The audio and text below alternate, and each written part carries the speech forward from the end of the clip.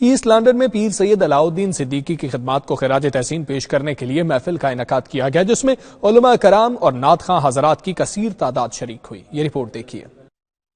الکرم مسجد London کے زیر اہتمام ایک محفل کا انعقاد کیا گیا، جس میں پیر سید علاؤالدین صدیقی کی خدمات کو خراج تحسین پیش کیا گیا۔ محفل کی صدارت پیر سید سلطان العارفین نے کی۔ مشہور نعت خواں ریحان قریشی اور سیف علی چشتی نے دربار رسالت میں گلہائے عقیدت پیش کیے۔ مہمان خصوصی پیر سید سلطان العارفین نے اپنے خطاب میں کہا کہ دنیا اور آخرت کی کامیابیوں کا انحصار اللہ کی اطاعت اور عشق مصطفیٰ صلی اللہ علیہ وآلہ وسلم میں مضمر ہے۔ انہوں نے 3 فروری کو گمگول شریف برمنگم میں ہونے والے عرس سے متعلق تفصیلات سے آگاہ کیا۔ سرکار دو عالم صلی اللہ علیہ وسلم کے اخلاق کریمانہ کا پرچار کیا جائے۔ انہوں نے انسان تو انسان جانوروں سے بھی محبت کی ہے اور لا یعقل مخلوق سے بھی محبت کی ہے۔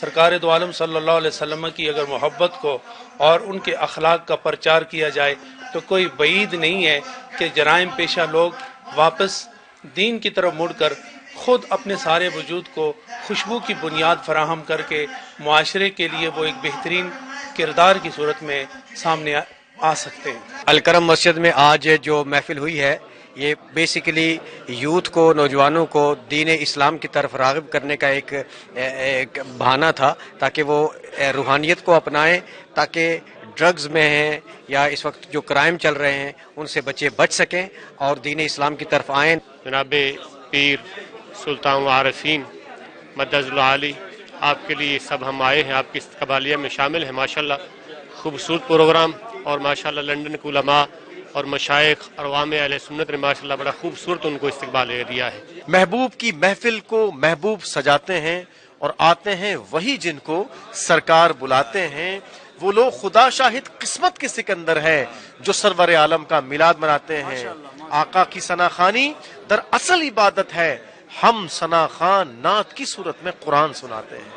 ایک میں ہی نہیں ان پر قربان زمانہ ہے۔ جو کونسل کے لیول پہ ہماری جو مدد ہے وہ ان کے ساتھ ہے، اور ان کے جو کمیونٹی کے لیے کام ہے ہم ان کی پوری طرح سے سپورٹ کرتے ہیں، اور ہم یہ چاہتے ہیں کہ ہماری جو مسلمان کمیونٹی یہاں رہتی ہے ان کے بچوں کو ایسے مساجد، مدارس اور ایسے کمیونٹی سینٹر ملیں جہاں وہ تمام تر ان خدشات سے جو ہے وہ محفوظ رہیں جو آج کل ہمیں یہاں فیس ہیں۔